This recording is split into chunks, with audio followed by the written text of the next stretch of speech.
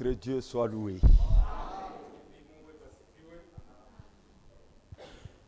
Un bon cantique qui fait suite à la prière. Mwimbo mzuri iko inapatana na maombi. Ça fait pénétrer la prière en nous en douceur. Iko inaingiza maombi ndani mwetu katika upole. Et nous nous sentons mieux. Na tunajisikia kimya kabisa. Les chants donnent la joie. Nyimbo iko inaletaka furaha. Personne ne peut chanter en pleurant. Hakuna unaweza kuimba na kulia. C'est le contraire. Ni kinyume kabisa. Quand on chante, wakati mtu yuko naimba, on a la joie. Kusema iko na furaha. On a un visage ouvert. Uso iko wazi à cause de la joie. Kwa ajili ya furaha. Écoutez ce que dit la parole. Musikie kile neno inasema. Lisons un peu dans Jacques. Tusome kwanza mkitabu ya Yakobo. Il y a des choses que vous devez accomplir selon la parole. Kuko bitu bingine mnapaswa kutimiza kufuatana na neno ya Mungu. Jacques chapitre 5. Yakobo sura ya 5 au verset 13. Mstari wa 13. Quelqu'un parmi vous est-il dans la souffrance? Je, kuko mmoja katikati yenu yuko mateso? Qu'il pleure. Aliye. C'est pas ça. Haina vile. Donc quand vous souffrez, kumbe wakati kunateseka, vous commencez à pleurer, unaanza kulia, vous faites le contraire de la parole. Uko unaenda kinyume na neno ya Mungu. Laissez les païens souffrir, muache bapagano bateswe et pleurer. Na banje kulia kanya. Quand nous les chrétiens nous souffrons, sio bakristiani tukiteswa, Dieu nous dit, Mungu anatuambia priez, ombeni, mulalamike. Quelqu'un parmi vous est-il dans la souffrance? Je, katikati yenu peko leko mateso? Qu'il prie. Naombe. Quelqu'un est-il dans la joie? Je, kuko leko mufuraha? Qu'il chante des cantiques. Aimbe nyimbo. Des cantiques spirituels. Nyimbo ya kiroho. Pas n'importe quel cantique. Sio mwimbo yoyote. Les cantiques spirituels. Nyimbo ya kiroho. Il y a aussi les cantiques des démons. Kuko tena na nyimbo ya mashetani. Les cantiques des gens du monde. Nyimbo ya batu ya ulimwengu. Ce n'est pas ça. Sio ile banaomba. Ephésiens 5. Wa Efeso sura 5.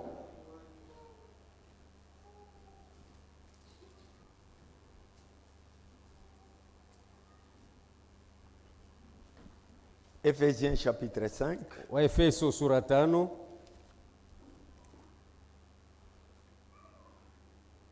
Verset 18. Sura 18. Ne vous enivrez pas de vin. Musilevike vinyo. C'est la débauche. Ni buzinifu. Soyez au contraire remplis de l'esprit. Bali mupate kujazwa na roho. Entretenez-vous muongee katikati par yenu des psaumes, kupitia nyimbo, par des hymnes, nyimbo et par des cantiques na spirituels, nyimbo ya kiroho, chantant et célébrant de tout votre cœur kiimba na kusherekea na moyo wenu wote les louanges du Seigneur. sifa yake Bwana. Alléluia. Amen. Colossiens 3. Barua kwa Kolosai sura 3. Je n'ai pas préparé ça. Hii sikuitayarisha, C'est venu inakuya tu quand je suis monté à la chaire. wakati nilipanda hapa mimbarini. Colossiens 3, Barua kwa Kolosai sura 3, nous lisons au verset 16. tunasoma mstari wa 16. Que la parole de Christ demeure en vous dans toute sa richesse. Neno ya Kristo idumu ndani yenu muwingi wa yoyote. Instruisez-vous, Jifundisheni, exhortez-vous jionyeni les uns les autres pamoja na bengine en toute sagesse, mwekima yote, par des psaumes, kupitia nyimbo, par des zaburi, hymnes, kupitia nyimbo, par des cantiques na spirituels, nyimbo ya kiroho, chantant en Dieu kimwimbia Mungu dans vos cœurs ndani ya mioyo en yenu vertu de la grâce. kwa ajili ya neema. Il n'a jamais existé un chrétien qui ne sait pas chanter. Akuya kuyaka mkristiani ule ajuake kuimba. Parce que la joie du salut Furaha ya wokovu poussera toujours quelqu'un à chanter. itamhamasisha mtu aimbe tu.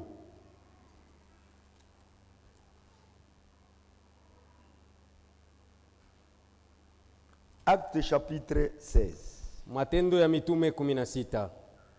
Les apôtres aussi ont chanté. Bamitume nabo Même baliimba. Jésus chantait. Na Yesu mwenyewe aliimba. Verset 25. Mstari wa 15. Vers le milieu de la nuit, Katikati ya usiku Paul, Silas, Paulo na Sila priaient et chantaient balikuwa naomba na kuimba les louanges de Dieu, masifa ya Mungu, et les prisonniers les attendent. na bafungwa balikuwa na basikia. On doit savoir chanter. Tunapasa kujueni kuimba. C'est pour louer notre Dieu. Ni juu ya kumsifu Mungu wetu, Et un chrétien doit savoir chanter. na mkristiani anapaswa kujua kuimba. Lèvons-nous pour la lecture de la parole. Hivi tusimameni kwa usomi wa neno. Prenons Actes chapitre 4. Tunabeba Matendo ya Mitume sura 4 Là, on a lu hier. penye tulisoma jana. Nous lisons au verset 12. Tusome mstari wa 12.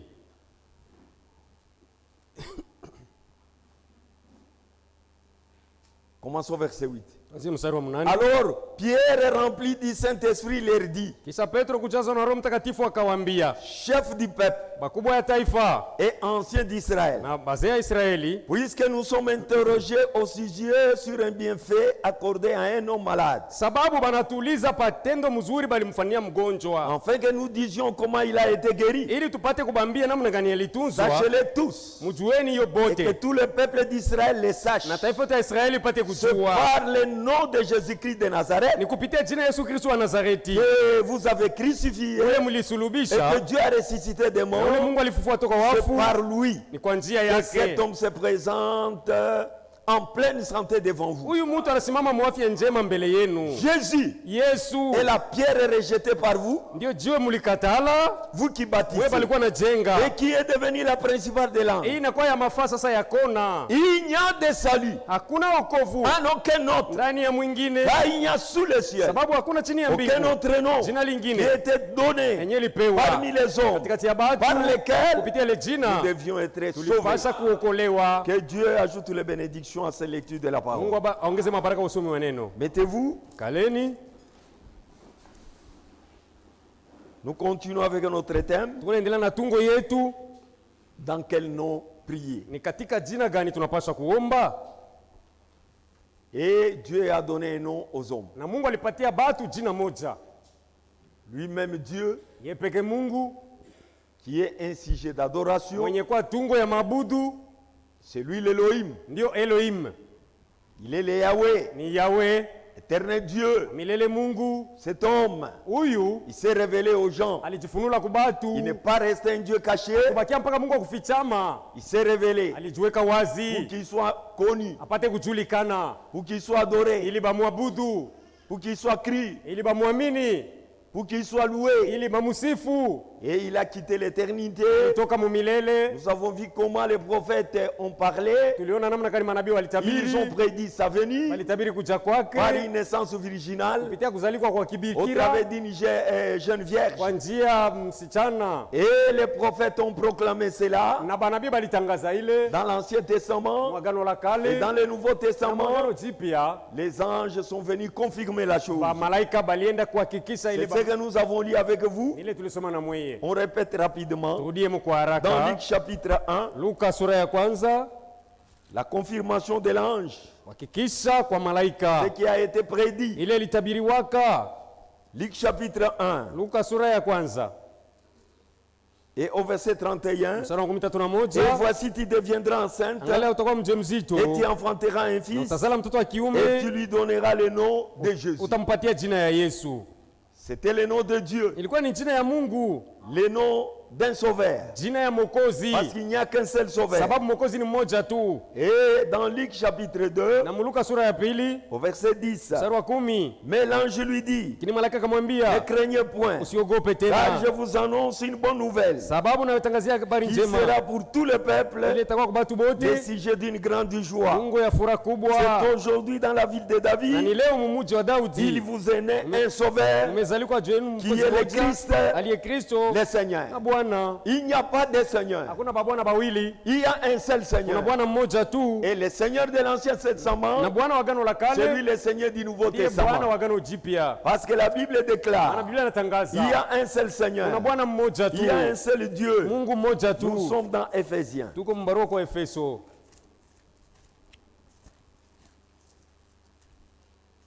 Ephésiens chapitre 4. Barua kwa Efeso sura 4 Il est dit ceci. nasemewa hivi Au chapitre 4, verset 4. sura 4 mstari wa 4, Il y a un seul corps, kuna mwili mmoja tu un seul esprit. na roho moja tu, Comme aussi vous avez été appelés à une seule sawa espérance vile bote mulitwa kwa matumaini par moja votre vocation. kwa njia ya mwito Il wenu. y a un seul Kuna Seigneur, Bwana mmoja, une seule foi, imani ni moja, un seul baptême, ubatizo ni un moja, seul Dieu, Mungu ni et moja Père de tous, na Baba wa wote, qui est au-dessus de aliye tous, juu ya wote et parmi na tous, katikati ya wote et en tous. na ndani ya wote. Ce Dieu, Huyu Mungu il s'est révélé alijifunua en Jésus-Christ. ndani ya Yesu Kristo, Il est au-dessus de tous eko juu ya wote en tant que Père. kama Baba, Il est au milieu de tous katikati ya wote en tant que Saint-Esprit kama Roho et Mtakatifu, en tant que Sauveur. kama Et Mwokozi, il est en nous eko ndani en tant mwetu que Saint-Esprit. sawa Roho Mtakatifu. C'est le même Ni Dieu. Mungu ule ule. C'est un grand mystère de la Hii Bible ni siri kubwa ya Biblia que les gens n'ont pas connu ambayo batu et hapakujua que Dieu a révélé na Mungu aliifunua dans notre temps. mwi wakati yetu, Pendant le temps de son ministère, wakati ya huduma yake. le Seigneur Jésus-Christ, Bwana Yesu Kristo il a révélé le nom de Dieu, alifunua jina ya Mungu, le Dieu Jéhovah, Mungu le Yehova, le Dieu Yahweh, Mungu Yawe, qui est Elohim, ule mwenye kuwa celui Elohim, de l'Ancien ule Testament. wagano la kale. Dieu s'est révélé lui-même Mungu mwenyewe alijifunua en donnant son nom mkuleta jina yake dans un homme. mumutu Parce que mmoja. nous voulons connaître Tu tunataka tujue le nom jina qui a été ile donné. lipewa, Et ce nom-là jina ile est placé quelque part. sasa iweka fazi mwa fulani. Si vous trouvez ce nom, Ukipata ile vous jina, trouverez encore les lieux fazi hiyo dans utaipata lesquels vous devez aller adorer. pale unapaswa kwenda C'est kuabudia. les lieux que Dieu a pourvu Ndi fazi ambayo Mungu pour alitayarisha entrer en communion avec les gens, kukutana na batu les adorateurs. babudu. Ces lieux-là Ile fazi n'est pas une église. sio kanisa. Ces lieux-là Ile fazi n'est pas un homme sio quelconque. mtu yeyote. Ces lieux-là Ile fazi n'est pas la brousse, sio pori, n'est pas les montagnes, sio n'est milima, pas les sio déserts, jangwa, ni même la nuit, wala sio ni usiku la journée. wala mchana. Non, Hapana, il y a un lieu kuna fazi que nous devons moja connaître. ambayo tunapaswa Si vous kujua. trouvez ce lieu-là, Hata ile fazi vous serez un véritable utakuwa adorateur. mwabudu wa kweli Et Dieu va nous révéler. na Mungu atatufunulia. Et il y a un homme qui est né sur la Kwa terre. mtu alizalika pa dunia hapa. Nous venons de lire l'ange Gabriel Tunatoka kumsoma malaika qui Gabrieli, donne le message à Marie d'abord anaenda kumpelekea Maria ujumbe kwanza, et même aux bergers qui gardaient la nuit les troupeaux. na bale bachungaji walikuwa wanachunga usiku bakondoli Il hapo. dit aujourd'hui, Anasema leo hii dans la ville de David, humu muji wa Daudi, la ville de David, muji wa Daudi c'est Bethléem. ni Bethlehemu. dans la ville de David, Muji wa Daudi il vous est né un sauveur. umezalikwa juu yenu mwokozi C'est lui mmoja. qui est né. Ule anazalika C'est le sauveur. niye mwokozi. Et nous avons vu avec Na vous, tuliona nanyi dans tout l'Ancien Testament, wagano yote ya kale, Dieu le Créateur, Mungu il mumbaji se proclame disant, alikuwa anatangaza je sema, suis le seul sauveur. niko mwokozi En peke dehors de yangu, moi, nje il n'y a yangu pas de sauveur. hakuna mwokozi Je suis mwingine, le seul Dieu juste niko Mungu peke mwenye haki qui sauve. ule kwa naokoa. Et dans le Nouveau Na Testament, mwagano jipya nous voyons ce sauveur-là tunamwona ule mwokozi dans la forme de Jéhovah, muumbo ya Yehova devenir un homme anakuwa mwanadamu dans le corps d'un homme mumwili ya mutu sur la terre. pa dunia. Et cet homme-là, Ule mutu c'est le Seigneur ni Jésus-Christ. Bwana Yesu C'est Kristo. pourquoi l'ange dit, Ndio maana malaika anasema aujourd'hui, leo c'est une bonne ni nouvelle. habari njema, Le sujet d'une grande tungo joie. ya furaha Parce qu'il kubwa, vous est né un sababu sauveur. juu yenu kumezalika mwokozi moja, Le Dieu grand, Mungu le mkubwa, Dieu puissant. Mungu Il mwenyezi s'est fait homme. anajifanya kuwa Comme mutu. dit Jean chapitre 1. Vile Yohana sura ya kwanza anasema C'est un grand mystère ni siri kubwa qui a été caché, ile ilifichwa, mais révélé seulement ila inafunuliwa tu au milieu de ses disciples, katikati ya banafunzi yake dont nous sommes nous. penye kuwa sie. Nous lisons dans Jean chapitre 1, Masomo Yohana sura ya kwanza au verset 1. mstari wa kwanza, Au commencement était la hapo parole. mwanzo palikuwa neno, La parole était avec Dieu. neno alikuwa na Et la Mungu parole était na ni Dieu. neno aliyekuwa Mungu, Et il était au commencement avec alikuwa Dieu. kumwanzo na Mungu, La parole était Dieu. neno alikuwa Mungu Et la parole c'est Dieu. na neno ndiye Mungu. Cette parole Hii neno qui a créé toutes choses. iliumba kila kitu. Au verset 3. Mstari wa 3. Toutes choses ont été créées par elle. Kila kitu kiliumbwa na hii neno. La parole a créé toutes choses. Neno aliumba kila kitu. Et rien de ce qui a été fait Na hakuna mubile biliumbwa n'a été fait sans elle. yenye vilifanyika bila neno. Tout ce que vous voyez, Yote mko mnaona. tout ce qui existe dans la Yote nature, biko mumaumbile. aucune chose Hakuna n'est venue kile d'elle-même. kilijikuia kenyewe. Toutes les choses que vous voyez Yote tuko naona ont été appelées à viliitwa l'existence kuishi par la parole. kupitia neno. Quand Dieu prononce la Mungu parole, akisema la neno chose apparaît. kitu kile kinaonekana. C'est ça l'existence des Ndio choses. kuishi kwa vitu kuonekana. Et en elle, dans cette Na parole, ndani ya ile neno il y avait la vie. mulikuwa uzima. Et la vie était la lumière des Na ile hommes. uzima ilikuwa nuru ya batu. Comprenez maintenant. Jueni sasa. Cette lumière des hommes, Ile nuru ya batu. c'est Jésus-Christ. Ni Yesu Kristo. Il y a la lumière. Il est le chemin. Il est la vie. Ni uzima. C'est lui la lumière du monde. Yeye peke uzima wa ulimwengu. La lumière, lui, dans les ténèbres. Nuru kunangaza mugiza Et les ténèbres ne l'ont point reçu. na giza ikumpokea. Et nous sautons. Au Tunatambuka. verset 9. Mstari wa 9. Cette lumière Hii nuru était yenyewe la véritable lumière ilikuwa nuru ya kweli. qui, en venant dans le Yenye monde, mkuu mdunia éclaire tout iko na homme. mangazia mtu wote. Si tu crois la parole de Dieu, Ukiamini neno ya Mungu ça va t'éclairer itakuangazia sur toutes les choses sur la kwa terre. mambo yote pa hii Tu dunia. comprendras que Utaelewa les kuwa devins sont les menteurs. fumu ni Par la badanganyifu. lumière de la parole, Nuru ya tu neno comprendras que tafumbula aucun kusema homme sur la hakuna terre mtu pa dunia n'a le pouvoir sur quelqu'un d'autre.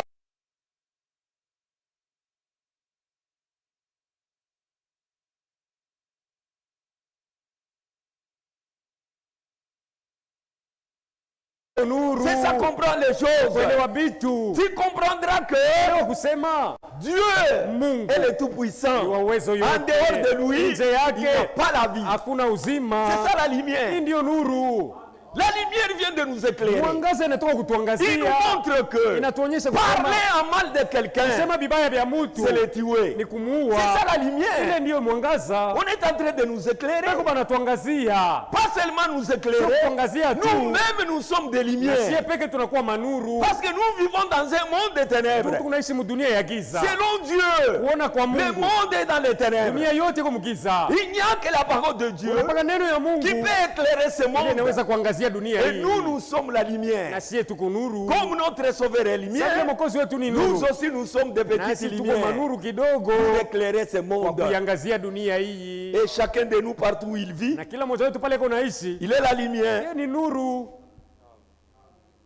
Cette lumière, Nuru hii elle était dans le monde. ilikuwa kama Et dunia. le monde a été fait par Na elle. dunia ilifanyika kwa njia hii Et nuru. le monde ne l'a point connue. Na dunia ikumjua. Elle est venue chez les siens. Alienda kubake. Et les siens ne l'ont point reçue. Na baki hapa kumpokea. C'est qui ça? Ni banani hapa? Les Juifs Bayahudi. n'ont pas reçu cette Hapa lumière. kumpokea unuru. Qui est Jésus-Christ? Aliye Yesu Kristo. Ils ont refusé. Balimkana. Ils ont rejeté. Balimkatala. Ils ont crucifié. Balimsulubisha. Mais il dit ceci. Lakini anasema Mais à hivi, tous ceux qui l'ont reçu, ila kubote à baliompokea ceux qui croient en son nom, benye banaminia mujina le yake, nom de cette lumière, jina ile nuru c'est Jésus-Christ. ni Yesu Kristo. Ceux qui croient en son nom, Benye banaminia mujina yake, cette parole, hii neno, cette lumière, hii nuru il a donné le pouvoir wapatia de madaraka devenir les enfants ya de kuwa Dieu, watoto ya Mungu, lesquels benyewe bale qui sont nés banazalika non distants, sio kwa damu ni de la volonté wala kwa de la mapenzi ya chair, mwili, ni de la volonté de l'homme, ila kwa mapenzi ya mais mtu, de la volonté de Dieu. lakini kwa mapenzi ya Mungu. Cette lumière, Hii nuru hii, cette parole hii neno hii qui est née, ile inazalika qui est devenue un homme. inakuwa mtu. Allons maintenant au verset 14. Twende saa mstari wa 14. Et la parole a été faite chair. Na huyu neno alifanikwa mwili Et elle a habité parmi nous. na aliishi katikati yetu. Comment ça? Je, En Jésus-Christ. ndani ya Yesu Kristo. Cette parole est devenue un homme. Huyu neno alikuwa mtu. Et cet homme oui. a habité parmi nous. Huyu mtu aliishi katikati yetu, Plein de grâce et de mwenye vérité. kujaa neema na kweli. C'est ce qu'il a été. Ni kile alikuwa. Il est le seul qui est plein de grâce. Eko mmoja tu mwenye kujaa na Il est le neema. seul plein de Eko vérité. mmoja mwenye kujaa na kweli. Et nous avons contemplé sa Na gloire. tuliona utukufu Une wake. gloire comme la gloire du Fils unique. Utukufu sawa utukufu ya mwana wa upekee. Venu du Mwenye Père. anatoka kwa Baba. Voilà. Ndio. Cet homme, Huyu mtu Dieu, Mungu est devenu un homme. anakuwa mwanadamu. Il a pris la chair d'un homme. anabeba mwili ya mtu, Il est devenu un homme. anakuwa mtu. Pour toi et pour moi. Juu yako na juu yangu Il s'est fait pécher alijifanya kuwa zambi, pour que nous soyons sans péché. juu sisi tupate kuwa bila zambi. Il s'est fait mort Alijifanya pour que nous kufu, ayons la juu vie. sisi tupate uzima. Il s'est fait faible Alijifanya pour que mzaifu, nous soyons juu forts. sisi tupate nguvu. Il a pris notre place. Alibeba nafasi yetu. C'est Dieu lui-même. Ni Mungu Il n'avait mwenyewe. pas envoyé quelqu'un. Akutumaka mtu C'est mwingine, lui-même qui est venu. yeye peke alikuja. Donc comprenez le mystère de Dieu. Jueni siri ya Mungu C'est très important. ni ya mafaa kabisa. Pendant le temps de son ministère, Wakati ya butumishi yake qu'est-ce qu'il pouvait dire? alipaswa kusema nini? Dans Jean 17, Yohana 17 il parlait des noms. alikuwa anasemea jina moja. Dans Jean 17, verset 11, Yohana On avait dit avec 17 vous. tulisoma na mwe tena. commençons d'abord verset 6. Tuanzie mstari wa 6. Je vais connaître ton nom aux hommes que tu m'as donnés. Nilijulisha jina yako kubatu bale ulinipatia. Jésus a enseigné un nom aux gens. Yesu alifundisha jina moja kubatu, Et ce nom-là, na jina ile c'est le nom de Dieu. ni jina ya Mungu. Parce qu'il dit, Jua anasema le nom que tu m'as donné, jina ambayo ulinipatia, ton nom que tu m'as donné. jina yako ulionipatia. Jésus a eu le nom de son Père. Yesu alipokea ni jina ya baba Et yake, son nom le nom de son na jina Père, ya baba yake il a enseigné aux gens. alifundisha hayo kubatu Et seuls wengine. les gens que Dieu a donné à Jésus Mpaka pale batu Mungu alimpatia abo Yesu connaîtront ce ndio nom-là. bataijua ile Les autres jina, ne les connaîtront hapa pas. wengine habataijua. Je fais connaître ton nom aux hommes que tu m'as donné. Nilijulisha jina yako kubatu ulinipatia Du milieu de monde, mwi dunia, ils étaient à toi. balikuwa kabako, Tu me les as donnés. unanipa abo Et ils ont gardé ta na parole. banaichunga neno yako. On doit garder la parole de Dieu. Tunapasa kuchunga neno ya Mungu.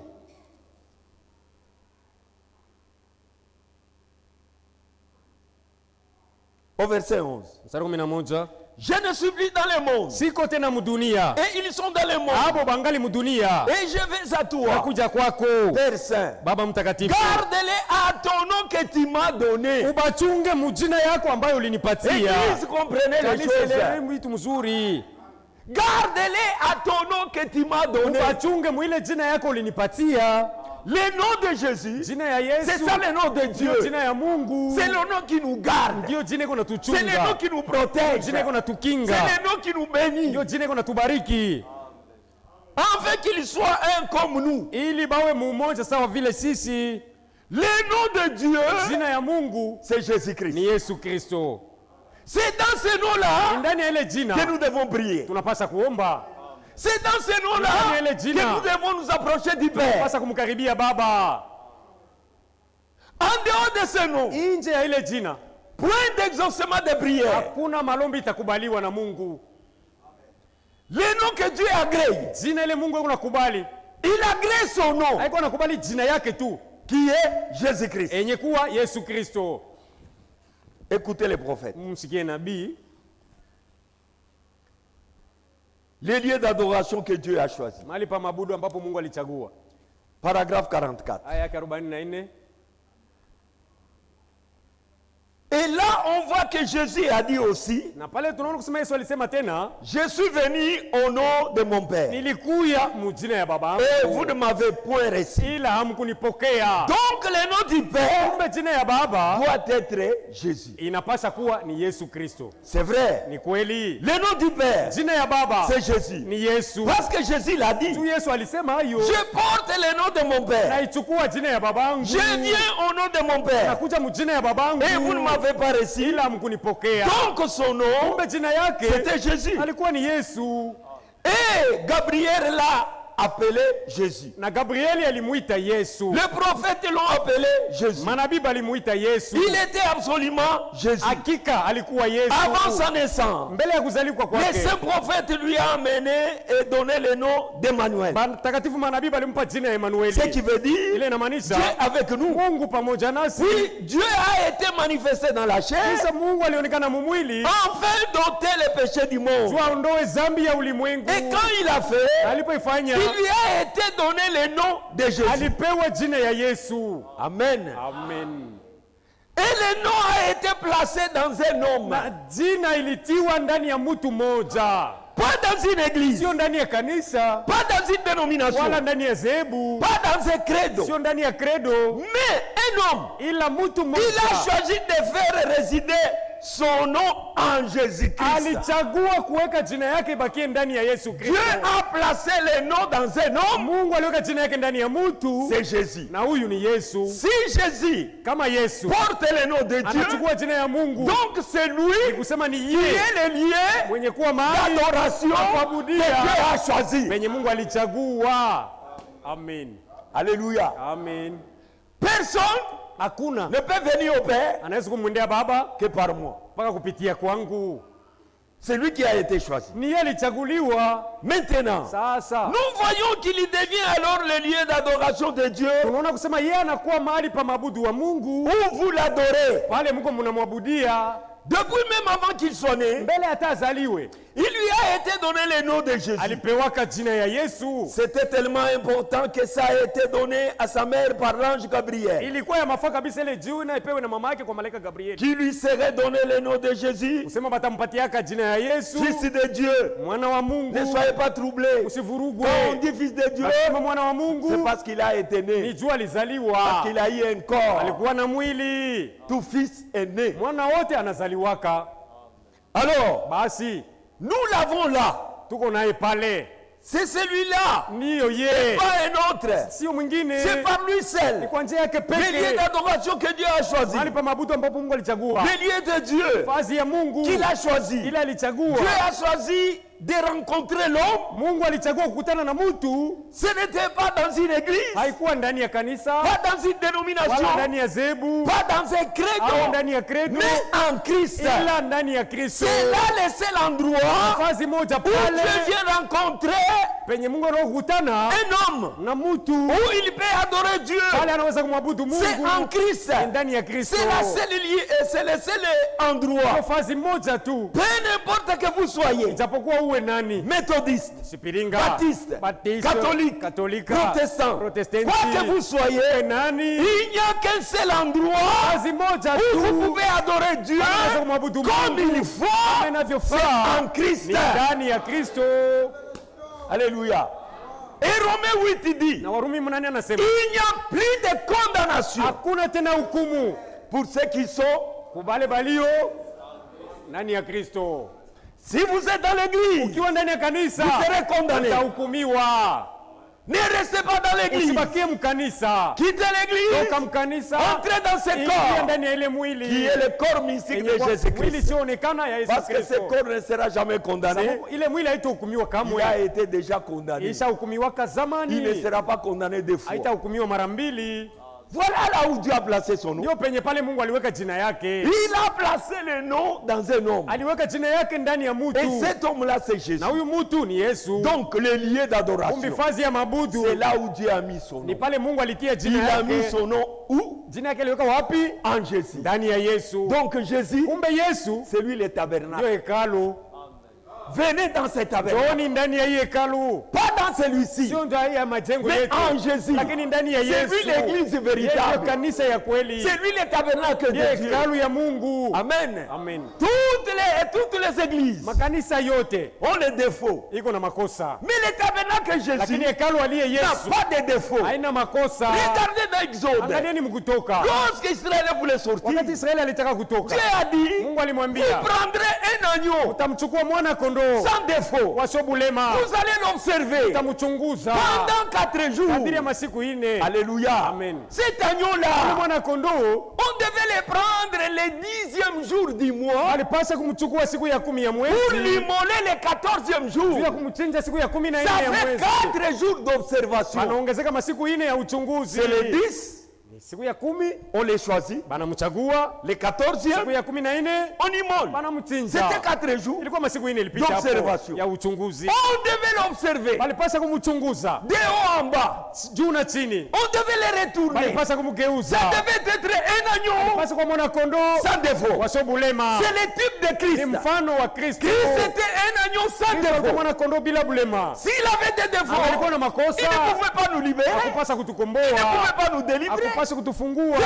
pourquoi pendant sa vie, Ndio maana wakati ya maisha même yake son ennemi juré, hata adui wake wa ajabu, son ennemi même, adui wake mwenyewe a rendu témoignage. alishuhudia. C'était qui? Alikuwa nani? C'était Pilate. Alikuwa ni Pilato. Il a rendu témoignage. Il Alimshuhudia. dit, je ne vois aucun mal dans cet homme. Mbaya ndani ya huyu mtu. Alléluia. Amen. Jésus était un agneau sans Yesu défaut. akamwona kondoo bila makosa. Il a dit aux prêtres juifs de ce temps-là, Aliwaambia mapadri wa Kiyahudi, qui de vous me condamnera de péché? ni nani katikati yenu atanihukumu na Qui dhambi? lève la main? Anyoshe mkono wake. Personne. Hakuna Il lolote. était un agneau Alikuwa mwana kondoo sans défaut. bila makosa. Toutes les églises, Makanisa yote, tous les tabernacles mahekalu yote ont les défauts. iko na makosa. Mais Jésus Lakini Yesu n'avait pas de défaut. hakuwa na Même kosa. ce tabernacle Hata hii a hekalu son défaut. iko na kosa yayo. Mais Christ, Ila le Kristo, tabernacle véritable, hekalu ya kweli, n'a aucun défaut. hana na kosa C'est hata en moja. lui Ni ndani qu'on yake doit adorer le Seigneur. tunapaswa kumwabudu Bwana.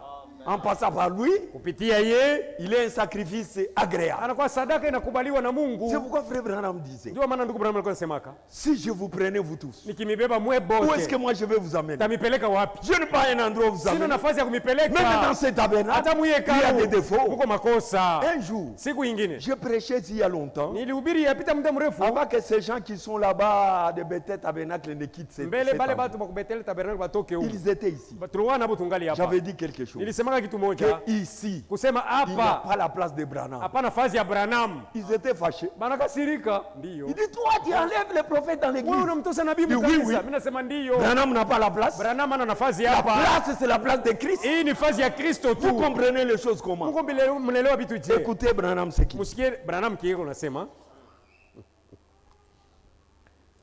Paragraphe 17. Aya 17. Mes amis, Barafiki je ne yangu. veux pas vous blesser, Sitaki kumiumiza. mais je suis responsable d'un message. Lakini niko na mzigo ya ujumbe Et moja. ce message, Na ujumbe ile c'est ni sortez de cette souillie. mutoke muibu chafu. Et si je vous demande Kama mimi namiuliza de sortir, kutoka. où est-ce que je veux vous amener? Tamipeleka wapi? Est-ce que je vous amènerai au Branham Tabernacle? Tamipeleka ku Branham Tabernacle. Il est tout aussi fautif Branham Tabernacle wewe kuna makosa. que n'importe lequel des autres. Sawa vile makanisa yoyote. Mais il y a un endroit Lakini kuko fasi où moja. je vais vous amener, Pale nataka kumipeleka. où vous êtes en sécurité, Pale mtakuwa mukingo. où vous êtes protégé de la mort. Unalindwa na C'est mauti. en Ni Jésus-Christ. ndani ya Yesu C'est Kristo. les lieux d'adoration. Fasi ya mabudu. Voilà les lieux que Dieu vous a présentés. Fasi ambayo Mungu alimipatia. Ce soir, Magharibi ya leo. là où Dieu a mis son nom, Pale là Mungu aliweka jina où yake. il a Pale promis aliahidi. qu'il rencontrerait toute personne Atakutana na mtu qui wowote. entrerait, Ule ataingia hapo. qu'il adorerait Ule atamwabudu avec elle na pamoja naye. et festoyerait avec elle. Na atasherekea naye C'est pamoja. en Christ, Ni katika Kristo. pas dans une église, Sio ndani ya pas kanisa. dans un tabernacle. Wala ndani ya tabernacle. C'est ça la vérité. Hii ndio kweli. On ne peut pas prendre la place de Christ, Hatuwezi kubeba fasi ya Kristo. on donne à Branham. Kupa hiyo Branham. Non, non. Hapana. Branham a sa place. Branham yuko nafasi Christ yake. aussi a sa place. Kristo yuko na aina C'est ce yake. que vous devez Ni comprendre. kile mnapasa Si kujua. vous mélangez les choses, Ukichanganya hivyo hivi vitu, vous ne serez pas un bon adorateur. hautakuwa mwabudu wa kweli. En Christ, Ndani ya Kristo, la mort ne frappera pas. lufu halutapiga. La mort ne peut pas frapper en Christ. Lufu haliwezi kupiga ndani ya Kristo. Ceux qui sont en Christ ne meurent jamais. Wenye kuwa ndani ya Kristo pakufaki kamwe. Regardez quand on a pris cet agneau. Angalieni wakati walimchukua yule mwana Il kondoo. était sans défaut. Alikuwa bila bulema. On l'a observé Walimchunguza pendant 4 jours. masiku ine. Puis on l'a immolé. Kisha walimchinja. Quand on l'a vu qu'il était parfait, Wakati waliona kusema yuko mkamilifu. on l'a immolé. Walimchinja. On a pris le sang. Walibeba damu yake. On a mis sur les linteaux. Wanapakala kuvisingiti. C'était la sécurité. Ilikuwa ni ukingo. Là où il y avait le sang, Pale palikuwa damu. il y avait la sécurité. Palikuwa ukingo. La mort ne pouvait pas frapper. Lufu aliweza kufika. Là où cet agneau était immolé, Pale yule mwana kondoo alikuwa shachinjwa. l'ange Malaika avait reçu l'ordre alipokea agizo de frapper. ya kupiga. Que ce soit les intellectuels égyptiens, Basomi que ce soit les églises égyptiennes, makanisa ya Kimisri. que ce soit les endroits sacrés en Égypte, Fasi takatifu ya Misri. l'ange avait reçu l'ordre de frapper. Malaika alipokea agizo ya De kupiga. frapper même Israël en Égypte. Hata Israeli. L'ange avait reçu l'ordre Malaika de alipokea agizo frapper ya kupiga. partout où Fasi yote il n'avait ambapo pas eu de sang. hapakuwa damu. Si un Égyptien Kama Mumisri pouvait entrer aliweza kuingia sous le sang chini ya damu d'un Israélite, ya Mwisraeli, il était épargné. aliyepusha Le kumauti. problème de Dieu ya Mungu n'est pas la personne. haina Mungu. Le problème de Dieu, Mambo ya Mungu c'était la sécurité du ilikuwa ni sang. ukingo wa damu. Alléluia. Tout Israélite Mwisraeli wote qui n'avait pas respecté, ula kuheshimu, même s'il avait mis le sang sur le hata linteau, kama alipakala damu pa et il a kisingiti, quitté sous le sang, anatoka nje ya ile dans la damu, maison où le sang était appliqué, mule damu il est ilipakaliwa, parti se déambuler. anaenda kuwayawana. Quand l'ange Wakati revenait, malaika anaanza il kupita, ne voyait pas que anaanza kuona cet homme kusema, était juif. huyu ni Myahudi, Lui, il reconnaissait uniquement anatambua ce qui mpaka était tu sous le venye sang. kwa chini ya damu. Amen. Aujourd'hui, Leo l'agneau de Dieu, Mwana-kondoo wa qui Mungu, est Jésus-Christ, aliye Yesu Kristo, tout celui qui est en lui, yeyote mwenye ndani la yake, mort ne l'atteindra jamais. mfu haliwezi kumshika kamwe. Il est la sécurité véritable. Anabakia ukingo ya kweli. C'est pourquoi il est lié, le lieu d'adoration Ndio maana anakuwa mahali pa mabudu en lui. ndani yake, Parce qu'il a fait ce sacrifice. sababu alifanya ile sadaka, Il a fait une démonstration. alifanya kionyesho Jusqu'à tel point que mpaka na mkimo Dieu a dit quelque chose. Mungu anasema hapo kitu. Prenons Philippiens. Bebe waroko wa Filipi, Dieu a dit quelque chose. Mungu alisema hapo kitu.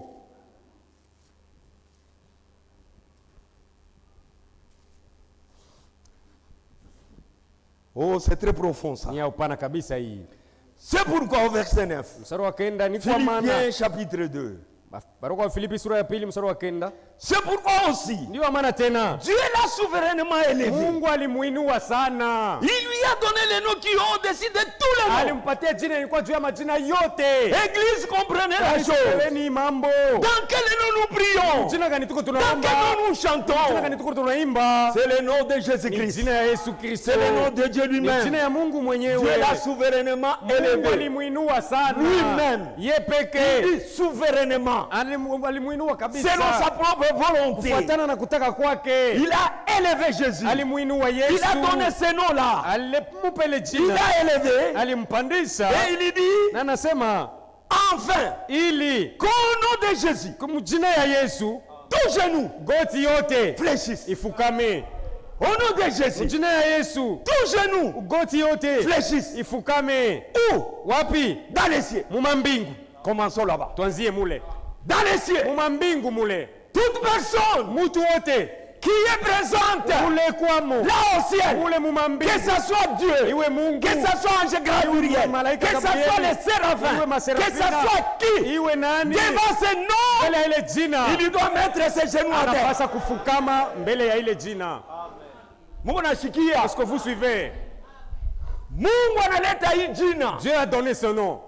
Anaiweka yulu ya majina yote. Il l'a placé au-dessus de tout nom. Branham, Branham. par Chini. terre. Mahomet, Mahomet. par terre. Chini. Bouddha, Buddha. par terre. Chini. Kimbangu, par terre. Chini. Ce nom Hii jina est au-dessus iko yulu de tous les noms. ya majina yote. Amen. Tous les noms de la terre. Majina yote ya dunia. Les puissants, Bauwezo. les vainqueurs, Bashindaji. les riches, Matajiri. les grands, Bakubwa. les petits. Batoto. Le nom de Jésus. Jina ya Yesu Est au-dessus. iko juu ya majina yabo. Maintenant, nous allons au ciel. Sasa twendeni mumbingu. Tous les habitants du ciel Kaji bote ba mumbingu. fléchissent leurs genoux Beko banafukama devant ce nom. mbele ya ile jina. En commençant par Dieu s'il est là. Kuanzia paka na Mungu kama iko mumbingu. Même Dieu lui-même, Hata Mungu il doit mwenyewe fléchir ses genoux anapasa kukunja devant ce magoti yake nom. mbele ya Ce ile n'est pas moi jina. qui dis. Haina mimi nasema. Tout genou Goti yote fléchissent itafukama dans les cieux. mumbingu. Si Dieu a des genoux là-bas, Mungu ako na magoti ça mule. fléchit devant Magoti Jésus-Christ. yake itafukama mbele ya C'est pour vous Yesu. dire que Niambia kusema Jésus est lui-même Yesu Dieu. ndiye mwenye Mungu. Voilà. Tout genou Goti yote fléchissent dans les cieux. itafukama mbinguni, Sur la terre. pa dunia. Oh, parlez Dieu, monsieur, Là, ne parlons même pas. sur la terre. Ici, pa dunia. Tout genou Goti yote doit fléchir devant le inapaswa Seigneur. kufukama mbele ya Bwana Yesu. Jésus-Christ. Yesu Kristo. Sur la terre. Chini ya dunia kuzimu. Nous allons maintenant devant les morts. Tunaenda sa mbele ya bafu. Tous ceux qui sont morts. Wale bote bashafariki. En commençant par Adam Kuanzia paka na Adamu jusqu'à aujourd'hui. paka na leo. Tous Bote fléchissent leurs genoux magoti yabo itafukama devant Jésus. mbele ya Yesu. Quel nom, Jina gani? Seigneur? Bwana, Nous devons comprendre ça. tunapasa kuielewa vizuri. Dans quel nom prier? Ni mjina gani tunapasa kuomba? Dans ce nom. Ni mjina ya Yesu. C'est le lieu Ndio d'adoration. fazi ya mabudu yenyewe. En ce nom-là, Ndani ya ile jina nous avons tout. tuko na biote. Amen. Nous croyons au nom de Jésus. Tunaamini mujina ya Yesu. Jean, Yohana chapitre 1. sura ya kwanza.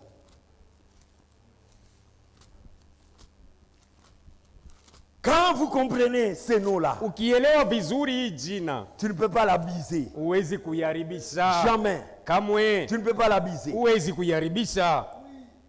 On avait lu ça Tulisoma hayo tena. à tous ceux qui l'ont reçu, Bale bote à ceux balimpokea. qui croient à son nom. Benye banaaminia jina Il yake. a donné le pouvoir de devenir enfant de Dieu. Aliwapatia madaraka ya kuwa batoto ya Mungu. Qui croit en son nom là? Banani banaaminia ile jina. Si vous croyez à ce nom, Ukiamini ile jina, Dieu vous donne le pouvoir de devenir son Mungu enfant. anakupa uwezo ya kuwa mtoto wake ye. Quel privilège! Bahati gani? Vous devenez l'enfant du roi, Unakuwa mtoto ya mfalme, l'enfant du créateur. mtoto wa mumbaji. En croyant ce nom là, Kuaminia tu ile jina, pas de lèvres, sio kumidomo, mais du fond du cœur. ila mundani ya moyo wako. Romains 10. Warumi 10. Je vous ai dit qu'il y a beaucoup de versets. Nilimwambia sema andiko iko tele. Si quelqu'un d'autre est monté ici, Mwingine akipanda hapa il peut vous en donner encore plus. atamiongezea ingine tena. Mais moi, je parle de ce que Dieu a mis sur mon Mimi cœur. kuna taya ile Mungu aliweka pa moyo wangu. Nous sommes dans Romains, Tuko mu Warumi chapitre 10. sura 10, Nous lisons au verset 13. tunasoma mstari 13. Car Maana quiconque invoquera le nom du Seigneur, yeyote atakayeita kwa msaada jina ya Bwana. notre Seigneur c'est qui? Bwana wetu ni nani? Jésus-Christ. Yesu Kristo. Quiconque invoquera le nom du Seigneur Yeyote atakayeita kwa msaada jina ya Yesu sera Bwana sauvé. ataokoka. Voilà le nom du salut. Ndio jina ya wokovu yenyewe. C'est le Seigneur Ni Jésus-Christ. Bwana Yesu Kristo. Ne croyez pas dans une personne autre que Jésus-Christ. Usiaminie mtu mwingine isipokuwa tu Bwana Yesu Kristo. Si vous croyez en Dieu, Ukimwaminia Mungu, vous croyez en Jésus-Christ. ni Yesu Kristo unayeaminia. 1 Corinthiens. Barua kwanza kwa Korinto. 1 Corinthiens chapitre 1. Barua kwanza ya Korinto sura ya kwanza. Commençons verset 1. Tuanzie mstari wa kwanza. Paul appelé à être apôtre de Jésus-Christ par la volonté de Dieu et les frères Sostène. Paulo aliyeitwa kuwa mtume wa Yesu Kristo kupitia mapenzi ya Mungu na ndugu Sostem, À l'église de Dieu qui est à Corinthe, kukanisa ya Mungu iliyo Korinto, à ceux qui ont été sanctifiés en Jésus-Christ, wale walitakasika ndani ya Yesu Kristo, saints par vocation, benye kuitwa batakatifu, et tous ceux qui invoquent en quelque lieu que ce soit le nom de notre Seigneur Jésus-Christ, na bale bote beko banaita kwa msaada mahali popote jina ya Bwana Yesu Kristo, leur Seigneur et Bwana le nôtre, wako na Bwana wetu, que la grâce kumbe neema et la paix na amani vous soient données. imipewe. Là où on invoque le nom de Penye Jésus-Christ, panaitwa kwa msaada jina ya Yesu Kristo, venant du fond de son penye cœur, natokea ndani ya moyo, Dieu vous donne la paix. Mungu anamipa salama, Dieu vous fait grâce. Mungu anamifanyia neema. Et quand Dieu vous fait Na grâce, Mungu akishamifanyia neema, vous avez tous les bienfaits de ce monde. mutapata vizuri vyote vya dunia hii Selon les désirs de votre cœur. kufuatana na kutaka kwa mioyo yenu, En invoquant seulement ces noms, mukuita tu kwa msaada jina ile, vous trouvez grâce. unapata neema, Vous avez la paix. unapata salama. Vous savez ces noms. Mnajua hii jina, Quand Élisabeth l'a entendu la première fois dans son oreille, wakati Elizabeth alisikia mara ya kwanza masikio yake, Jean-Baptiste dans le ventre de sa mère Yohana Mbatizaji ule alikuwa mumimba ya mama yake, a bougé. alitenka, Et la Bible dit, na Biblia inasema il fut baptisé du Saint-Esprit dans le ventre. ni pale alibatiziwa na Roho Mtakatifu ndani ya tumbo. Quelle puissance Uwezo gani dans ce nom-là. ilikuwa ndani ya hili jina? Pourquoi les démons peuvent résister? Juu ya nini mademoni inaweza kuzama?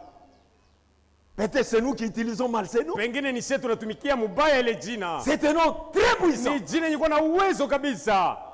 Aucun démon ne peut résister devant ces noms. Hakuna demoni anaweza kusimama mbele ya ile jina. C'est le nom qui nous a été Ni donné jina tulioipewa dans le ciel, mbinguni, sur la terre, pa dunia et sous la na terre. kuzimu. Un nom puissant. Jina ya uwezo, Un nom accordé aux élus de Dieu. jina yenye lipewa kwa bateule ya Mungu. C'est vrai. Ni kweli. Hébreux chapitre 1. Waebrania sura ya kwanza.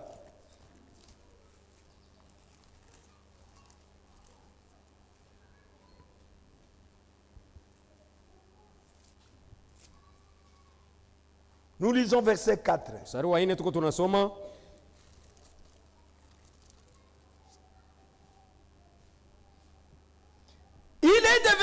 étant supérieur aux anges, qu'il a hérité d'un nom plus excellent que les leurs. Alikuwa wa juu kabisa kwa malaika na aliriti jina ya mzuri kupita ya malaika. Le nom de Jésus Jina ya Yesu dépasse le nom de Gabriel. inapita jina ya Gabrieli. Amen.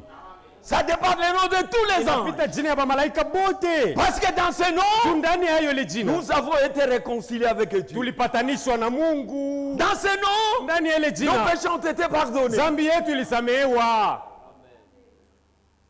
Quelle grâce Neema gani de connaître ce puissant nom. ya kujua hii jina ya uwezo. Jean chapitre 3. Yohana sura ya 3.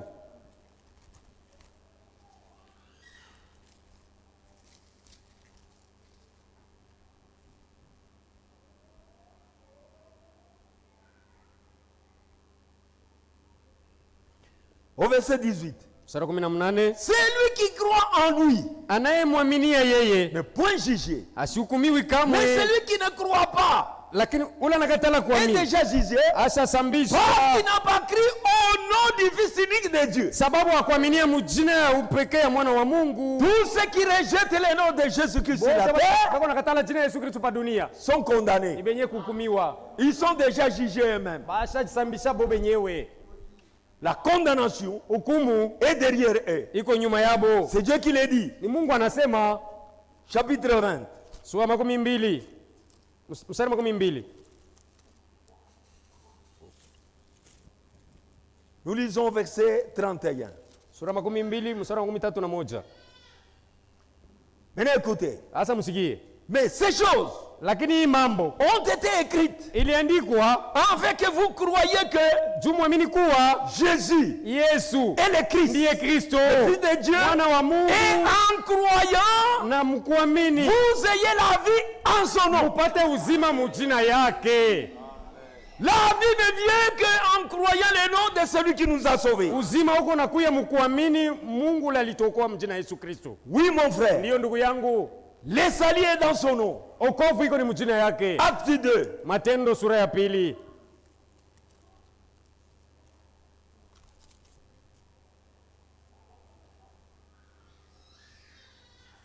Verset 21. Mstari wa 12. Alors, Basi quiconque invoquera le nom du Seigneur yeyote atakayeita kwa msaada jina ya Bwana sera sauvé. ataokoka. 37. 37. Après avoir entendu ce discours, Kisha kusikia maneno yale ils eurent le cœur vivement touché. wakagusa moyoni mwabo Ils kabisa, dirent à Pierre et aux autres apôtres, akamwambia Petro na mtume oh wengine, frère, que ferons-nous? ndugu zetu tutafanya nini? Pierre leur dit, Petro akawajibu, répentez-vous mutubu et que chacun de na vous kila mmoja wenu soit baptisé abatiziwe au nom de Jésus-Christ mjina Yesu Kristo à cause du pardon de vos kwa ajili ya péchés. ajili ya mazambi yenu. C'est lui qui n'a jamais été baptisé au nom de Ule Jésus-Christ. hajabatiziwa kama mjina Yesu Kristo Jusqu'aujourd'hui, mpaka na ses leo péchés demeurent sur lui. mazambi yake iko juu yake. Vous devez vous faire rebaptiser. Munapasa kubatiziwa mara tena. Le véritable baptême, Ubatizo ya kweli c'est au nom de Jésus. ni mujina ya Bwana Yesu Kristo. Quand dans Marc, Jésus a donné la commission, Wakati mu Marko Yesu alipapa mziko, il a dit ceci. alibambiaka Allez, hivi, faites de toutes les nations mes disciples. mwende mfanye mataifa yote banafunzi yangu, Le baptisant mukibabatiza au nom, mujina moja, dans un seul nom. mujina moja, Les baptisants mukibabatiza au nom du Père. mujina ya Baba. Il n'a pas dit Akusema et au nom du Fils na mujina ya Mwana et au nom du na Saint-Esprit. mujina ya Roho Mtakatifu. No. Hapana, Il a dit seulement au nom du Père. alisema tu mujina ya Baba, Un seul nom. jina moja tu, Le nom du Père. jina ya Baba.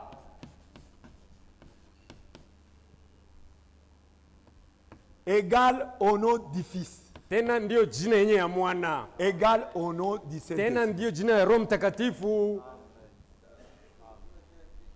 Père Baba n'est pas un nom. sio jina.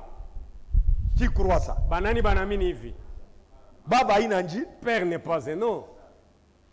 Quand je parle au frère, Nikisema na ndugu, il a un enfant. sieko na mtoto, Vous lui demandez, unamuuliza Baba ako ni nani? comment s'appelle ton père? Ah ça, papa. Papa. Papa ni papa. Papa, papa. Les enfants croient que papa c'est ça le nom. Watoto wanazania kusema papa ndio No. jina. Hapana. Moi je suis papa. Mimi niko baba na Le mimi. frère là c'est un papa. Naye ni baba. Vous êtes papa. Uko baba Chacun kule. est papa. Kila mmoja hapa ni Mais avec baba. son nom. Lakini na jina yake. Tu ya es papa kuzaliwa. qui? Uko baba nani? Moi je suis papa Mimi Baté. niko baba Bate. Toi papa Emmanuel. Wewe papa Emmanuel. Toi papa Angeleka. Wewe papa Angeleka. C'est comme ça. Ndio vile. Papa c'est un nom commun. Baba ni jina ya utaani. Mais le nom de papa Lakini jina ya baba doit être connu. inapasha kujulikana. Père n'est pas un nom. Baba sio jina. Fils n'est pas un nom. Mwana sio jina. Saint-Esprit n'est pas Roho un nom. Mtakatifu sio Ce jina. sont des fonctions. Haya ni makazi.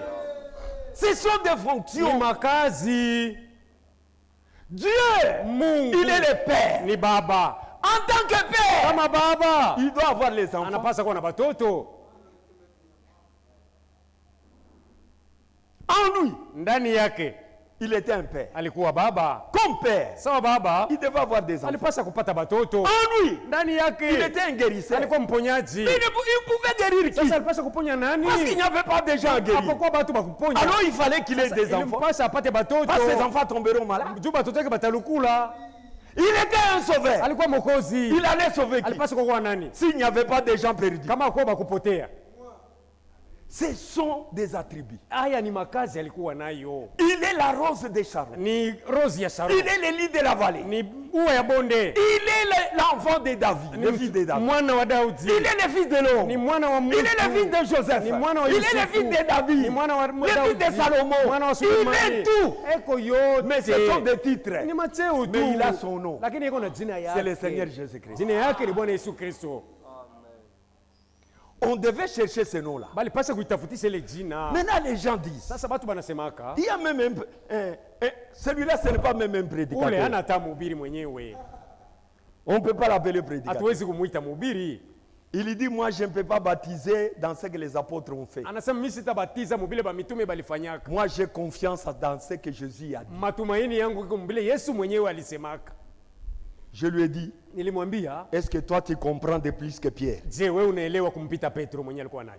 Pierre, Petro celui qui mangeait avec Jésus. si alikuwa anakula na Yesu. Et les jours où Jésus disait, Na siku yenyewe Yesu alikuwa anasemaka Pierre vile. était là, il Petro écoutait. alikuwa pale alikuwa anajisikilia. allez baptiser. Anasema mwende Au nom mbatize du Père, kwa jina ya Baba, du Fils et Mwana du na Saint-Esprit. Roho Mtakatifu. Pierre écoutait. Petro alijisikilia. Barthélemy écoutait. Barthélemy Tous alijisikilia. les apôtres écoutaient. Mitume wote walisikia. Mais Lakini aucun d'eux hakuna hata mmoja wao n'a baptisé dans les titres. alienda kubatiza macheo hii. Okay. Hakuna. Ils sont partis tous. Bote balienda. Jésus a dit, Yesu alibambia allez attendre. mwende muongojee A Yerusalemu. Yerusalemu. Quand le Saint-Esprit viendra, Wakati Roho Mtakatifu atakuyaka. le Saint-Esprit, Roho Mtakatifu, l'Esprit de vérité, Roho wa ukweli il vous conduira atamiongoza toute la vérité. ukweli yote. Il vous dira Atamiambia tout ce que je vous ai yote mimi enseigné. namifundisha. Il vous l'appellera, Kumikumbusha même les choses passées. na bila yopita. Et il vous dira Kumiambia les choses à venir. bitakayokuja hapa usoni. Ils sont partis tous Bote dans la chambre haute, balienda mchumba ya juu. en train d'attendre la puissance, Baiko banaongojea la uwezo. promesse de Dieu, Malako ya Mungu. qui est appelée par Frère Branham. Yeye naitwa na ndugu Il Branham. dit c'est la promesse du Père, Anasema ni malako ya Baba, le Saint-Esprit. Roho Mtakatifu. Et quand il est descendu, Na wakati alishuka le jour de Pentecôte, siku ya le Pentekoste, Saint-Esprit est descendu. Roho Mtakatifu anashuka Et tout celui qui était dans la na salle ule wote alijikuta mwile chumba était baptisé dans cette puissance. alibatiziwaka na ile uwezo. Il y avait des femmes, Palikuwa banamuke, il y avait des hommes. palikuwa banaume, Ils ont tous été baptisés wote de cette balibatiziwa puissance. na ile uwezo. Le baptême du feu, Ubatizo wa moto c'est le Saint-Esprit dans ni l'eau. Roho Mtakatifu ndani ya mtu. Ce n'est pas des baptêmes Sio différents. ubatizo mbili yenye Comme kuachana. Jean-Baptiste le disait, Kabla Yohana Batizaji alikuwa anasema, celui qui vient après moi anayekuja nyuma yangu est plus fort que moi. ananipitia nguvu. C'est celui qui Yeye baptise kunabatiza du na Saint-Esprit Roho et du Mtakatifu feu. na moto. Ce n'est pas des baptêmes. Sio mabatizo mbili Le pale. Saint-Esprit, Roho quand il Mtakatifu vient dans pia l'eau, ndani ya mtu c'est le feu. ni moto. Il brille Alikuwa tout ce anateketeza qui est du monde. choma vyote vya dunia, Il brille anachoma tout ce qui est contre la parole. yote vyenye kwa kinyume na neno. Et quand ils ont été baptisés du Na Saint-Esprit, balipobatiziwa na Roho Mtakatifu, la peur même a quitté en eux. boka ilibatoka. Ils s'est caché devant les Juifs. Balikuwa nafichama mbele ya Et Bayahudi, ces jours-là, ils sont ile descendus siku balishuka comme des fous. sawa benda wazimu. Chacun parlait dans Kila une mmoja langue. alikuwa Là. anasema mulugha ingine. Et les gens étaient étonnés. Watu balichanganyikiwa, 120 personnes. batu 112. Chacun parlait dans sa langue. Kila mmoja alikuwa anasema mulugha yake, Et on pouvait les comprendre. lakini bote baliweza kubaelewa. Chacun dans sa langue maternelle. Kila mmoja mulugha yake ya kuzaliwa. Si je suis ici, Kassayen, Kama huku nini Muluba, Mukongo, Mkongo, Mungala, Mungala, Pierre parle Petro anasema dans une seule langue. mulugha moja tu. Nous tous, nous les comprenons. Sie bote tatu tunamuelewa. Kila mtu anamushikia munamu. Tout chacun l'écoute dans sa langue. Quel maternelle. miracle! Ilikuwa ni muujiza wa aina gani? C'était terrible. Ilikuwa ni ajabu. Lisons un peu cela. Tuisome kwanza. C'était terrible. Ilikuwa ni ajabu.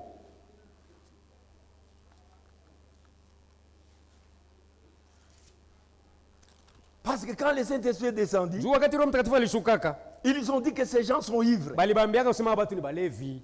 Mais ils ont oublié que c'était la promesse. Lakini ile balisaulika kusema ilikuwa ni malako. Nous lisons au verset 15 Nasoma mstari wa 15 du chapitre 2. ya sura ya pili. Ces gens ne sont pas ivres comme vous le supposez.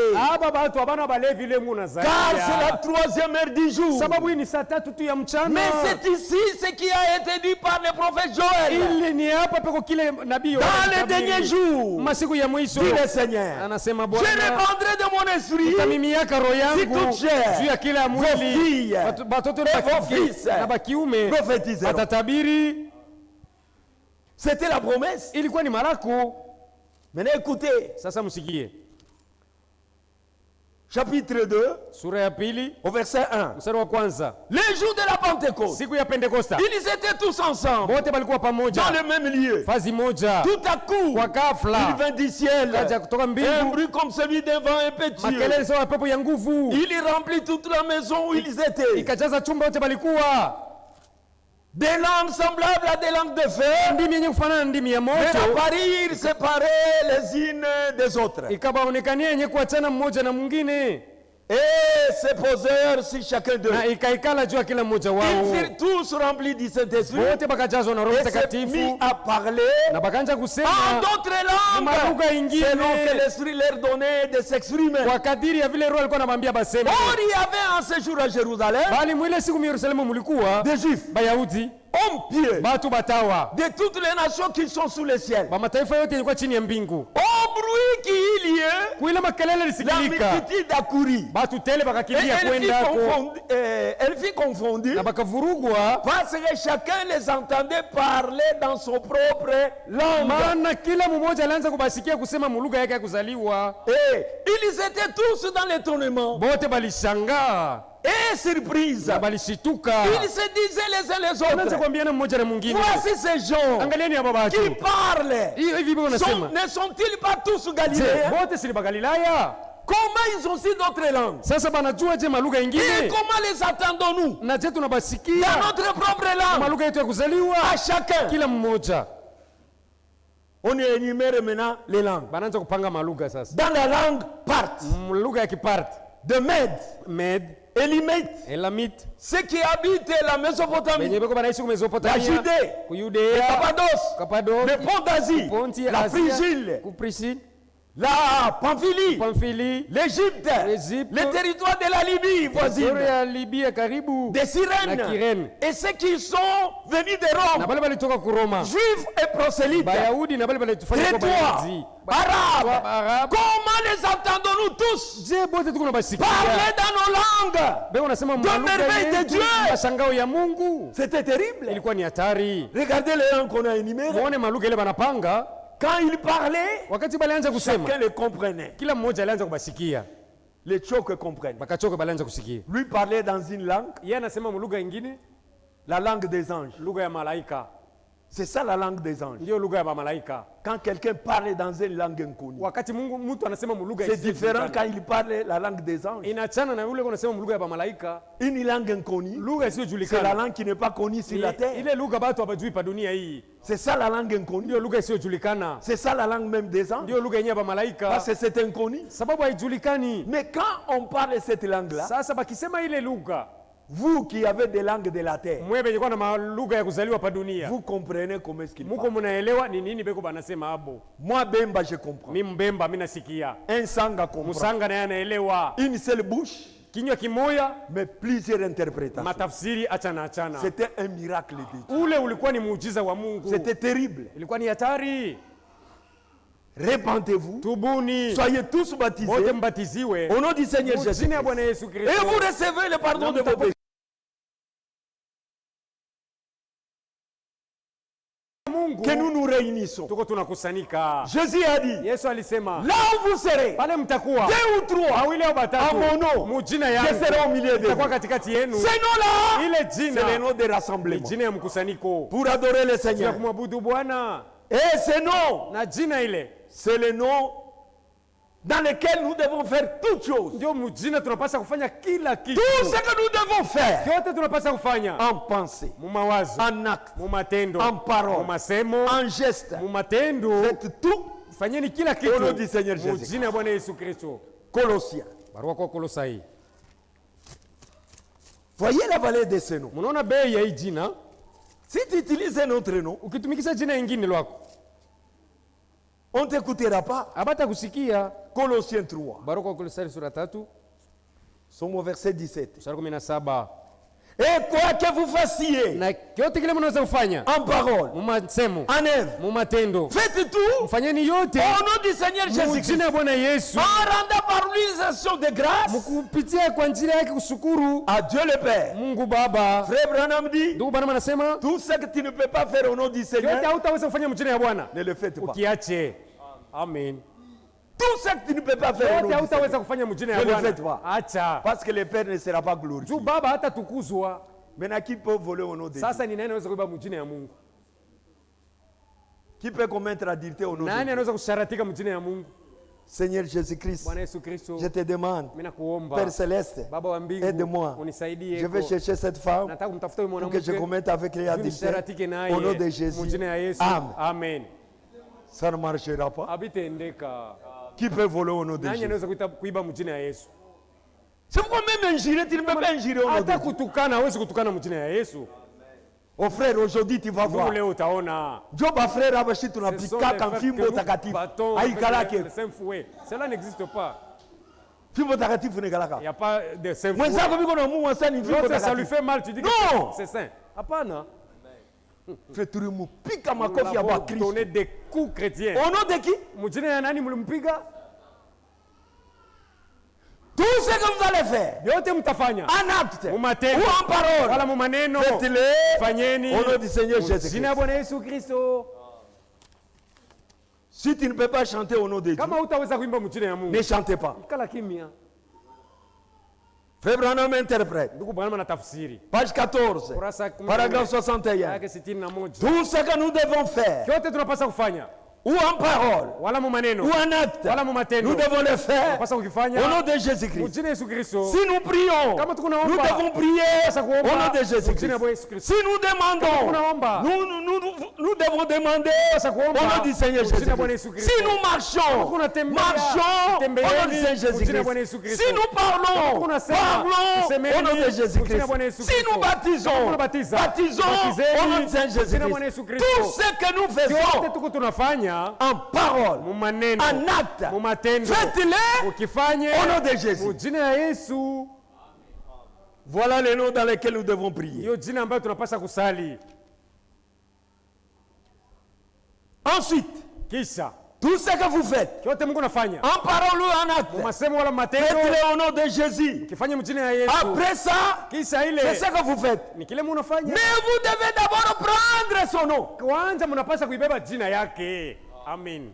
Personne ne peut prier au nom de Jésus Hakuna anaweza kusali mu jina ya Yesu s'il n'a pas pris son nom. kama kuibeba jina yake Dieu yenyewe. dit, Mungu anasema, vous ne prendrez pas mon nom en vain. jina yangu musibebe mubule.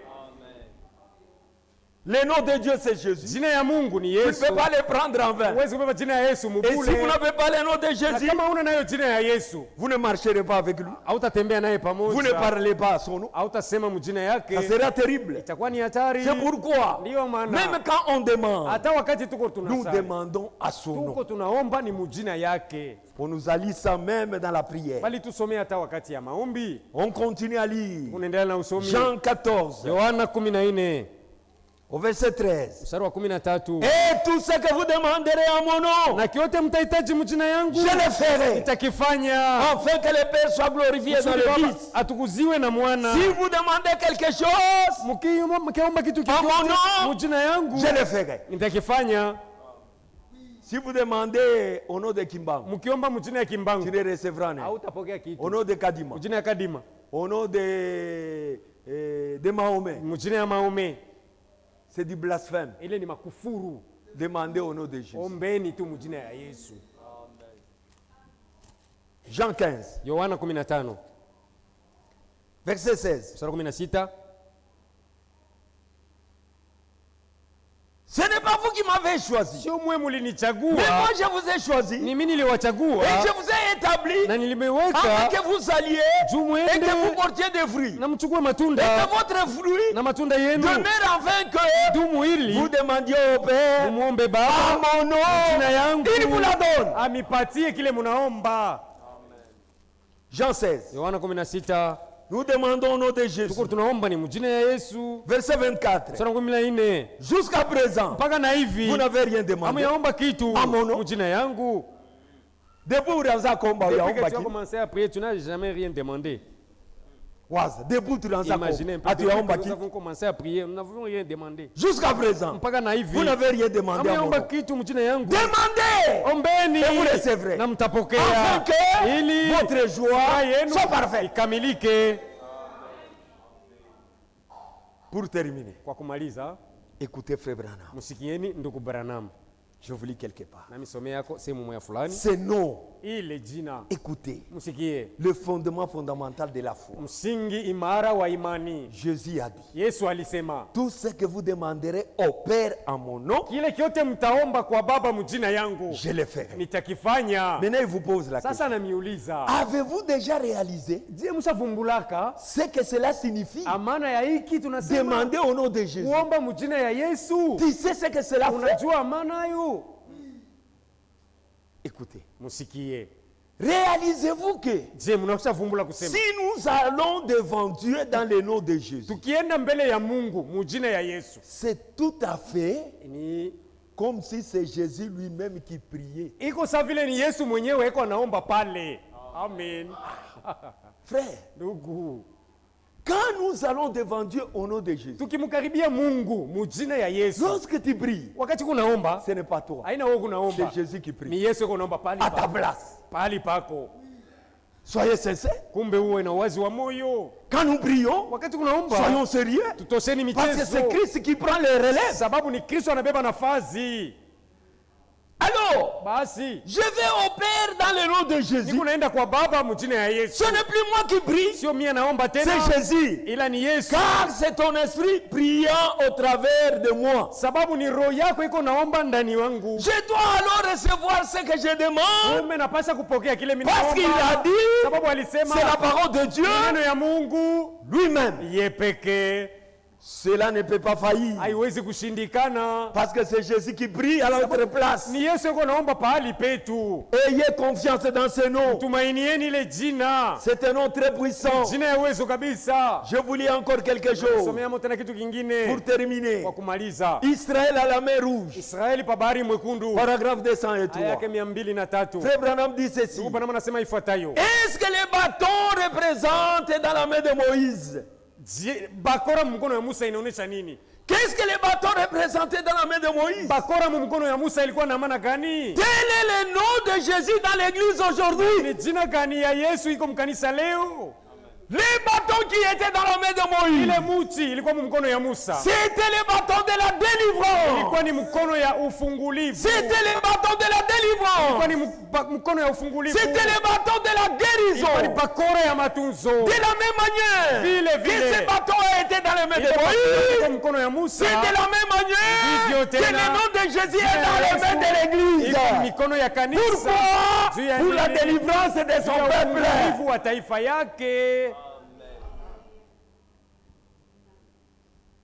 C'est vrai. Ni kweli. C'est la vérité, mon frère. Wakia kweli ndugu yangu. Si ces Égyptiens Kama baba Misri avaient pu lui enlever ses bâtons de la main, waliweza kumunyang'anya ile bakora mu mkono. il aurait été impuissant. Bali alipasha kubakia wasio nguvu. Si il pouvait enlever le nom de Jésus dans l'église Kama baliweza kutosha jina ya Yesu mukanisa et vous en éloigner, na munajitenga mbali, vous iriez les blasphémer mulipasha kukufuru et vous vous en manqueriez. na kuzarau Et d'autres choses, essayeriez de revenir et de prier dans ce nom. na batu bengine balipasha kurudia na kwamba mwile jina. Moïse le grand serviteur. Musa mtumishi mkuu, Paragraphe 24. aya yake 24. Maintenant, Sasa comme Moïse portait avec les bâtons le jugement devant lui, sa vile Musa kupitia bakora alikuwa na hukumu mbele yake, ces mêmes bâtons, ile bakora ile ce soir pour l'église, karibu ya leo juu ya kanisa c'est le Seigneur Jésus-Christ. Bwana Yesu Kristo. Si jamais les Égyptiens avaient pu arracher ces simples petits bâtons, Bamisri bangeliweza kumunyang'anya kale dans les mains de kamuti Moïse, mkono ya Musa, il aurait battu.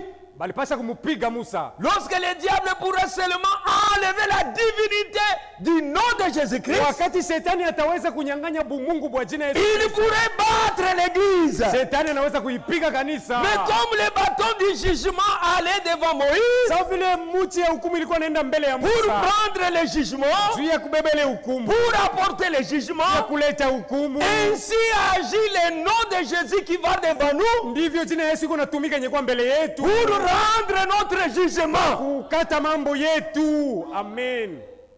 Ça, vous devriez même Hii écrire. mulipasha hata kulalamika,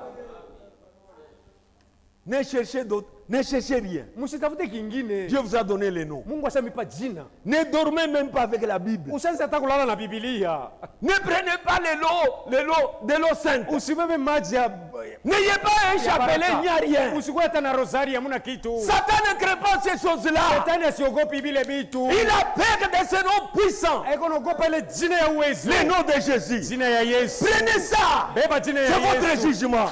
hukumu Ça yako va rendre justice. itakukatia mambo. Même vos ennemis. Hata Au badui nom de yako, Jésus. mujina Ils ya viendront Yesu. par cet chemin. Atakuwa njia saba, Ils vont se disperser. Atasambarana. Chacun ira dans son chemin. kila mmoja atabeba Avec njia le nom de yake Jésus. pamoja na jina ya Yesu. Toute chose Kila kitu qui va résister devant kile toi kitasimama mbele yako, sera nul et sans effet. itafanya kitu. Prenez le nom de Jésus. Beba jina ya C'est ça les Yesu bâtons Ndio que bakora. Dieu a donné à l'église ambayo Mungu anapatia pour kanisa rendre justice. ya kukata mambo. Croyez dans ce nom-là. Aminieni mwile Marchez jina, dans ce nom-là. tembeeni mwile jina, Parlez en ce nom-là. semeni mwile jina, Priez en ce ombeni nom-là. mwile jina. Voilà le nom de Dieu.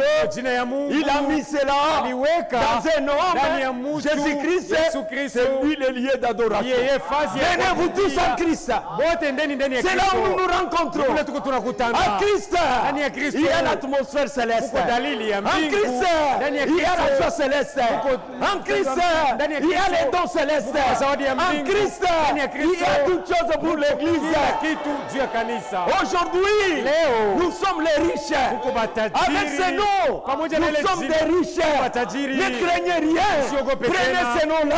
Bebe le jina. Vous êtes des riches. Tuko matajiri. Vous avez la victoire Kuna ushindi. par le nom de Christ. Mu jina ya Kristo. Par le nom de Jésus, par le nom de Jésus, Dieu donne la victoire. Par le nom de Jésus, par le nom de Jésus, Dieu nous met la victoire. Quand Satan nous tend un piège, c'est le nom qui nous protège, le bon nom de la victoire que chantent les élus. Que Dieu bénisse. Mungu amibariki. Avant de prier, Mbele ya kuomba, nous chantons. tuimbeni. Voilà le lieu d'adoration. Ndio fazi ya kuabudia. Dieu nous a donné un endroit Mungu meilleur. alitupa fazi moja mzuri.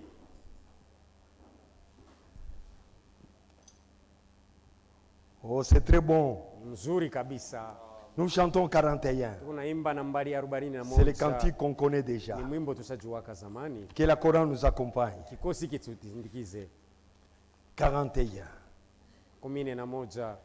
Yesu, Yesu, Yesu, jina tamu sana linawasha roho na kuleta. Est-ce que vraiment mon roho yako inawaka? Est-ce que ton cœur brûle? Est-ce que inawaka? Ton cœur brûle? Na inji na hii. Avec ce nom aussi. Imba sasa. Chante maintenant. Yesu, Yesu, Yesu, jina tamu sana linawasha roho na kuleta. Oh, kweli Yesu, Yesu, Yesu, jina tamu dhambi. Yesu jina nzuri linatufariji. Yesu, Yesu, Yesu, nguvu analeta vile uhodari wa kushinda. Oh, kweli Yesu, Yesu, Yesu, jina la kushinda majaribu yote hapa kwa dunia. Oh, Yesu, Yesu, Yesu, Yesu, ni furaha kwangu kwa maisha yote vile kule mbinguni. Nous allons prier. Tutaombeni. N'allez pas loin. Usiende tu mbali. Nous allons seulement remercier le Seigneur Tumpike tu Bwana Mungu asante.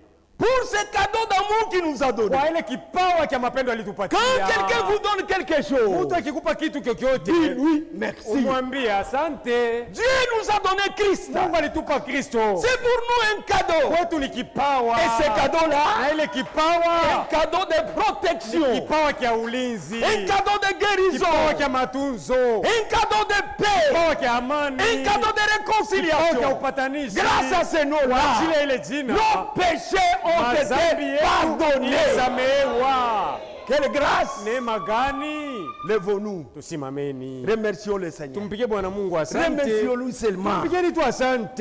Parce qu'il nous a fait du bien. Tu alitutendea mema. Élevons nos voix. Tuinue masauti. Prions ensemble.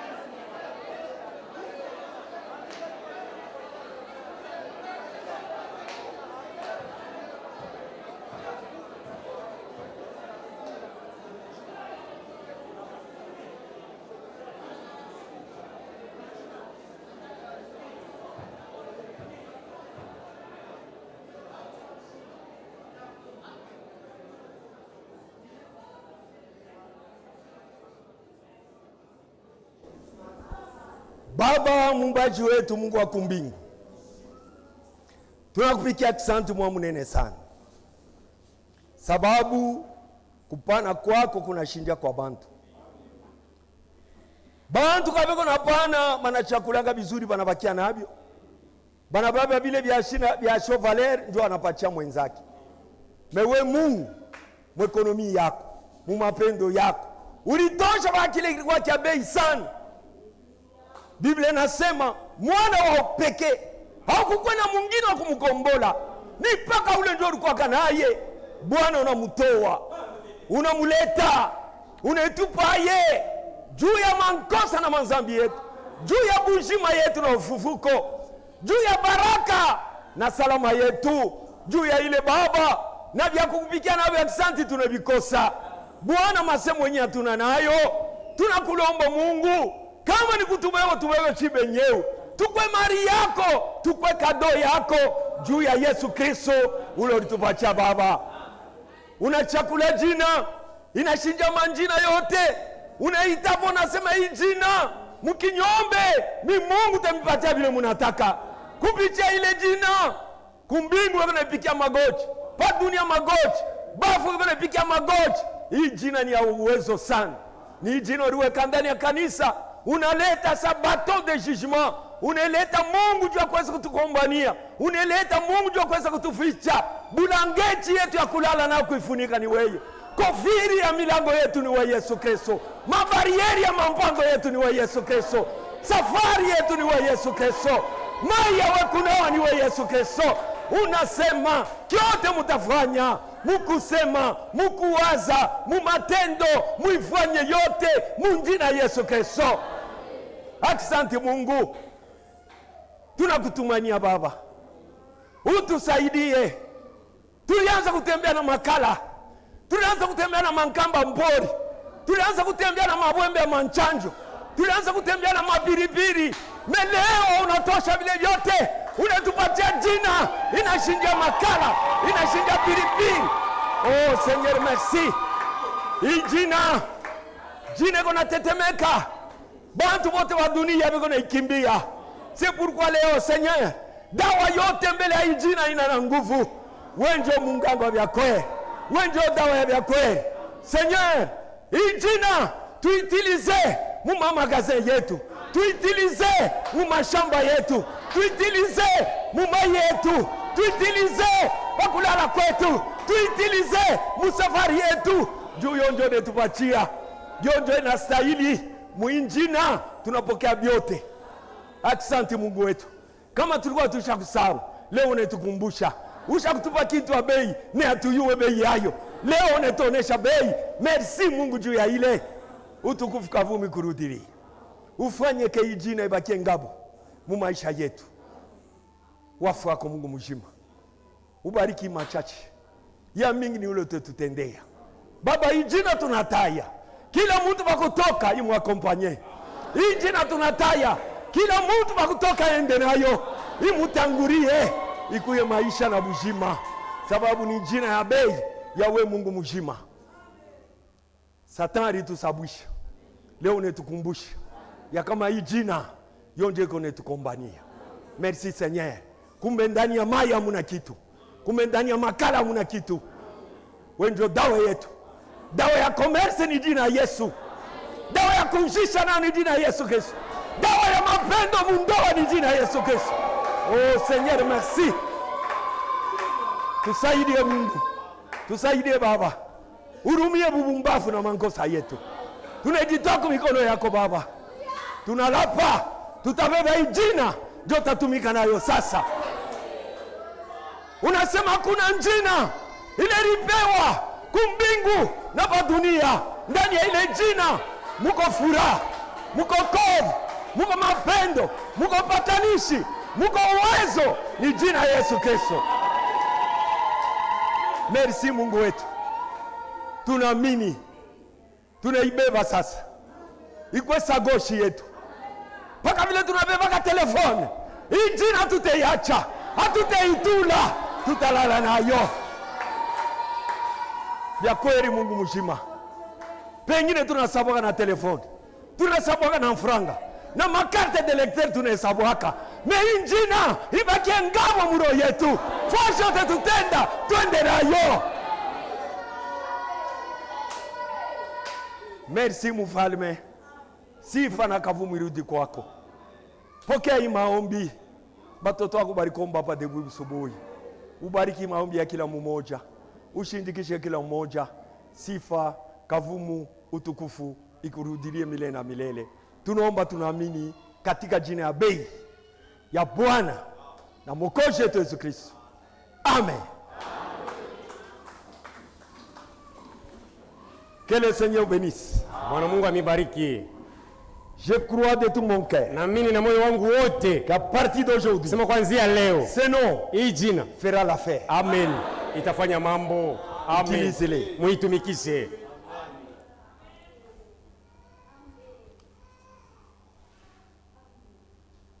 On nous rappelle que demain il y aura travail. Non, non. Il n'y aura pas de travail. Ah, il n'y aura pas de travail. Oh, j'ai mal lu. Il n'y a pas de travail demain Ok. pour la construction de notre bâtiment del Code de dimanche. Majengo ya shule tu ya Muyenga. Allons tous dans la paix du Seigneur. Twendeni bote msalama yake Bwana.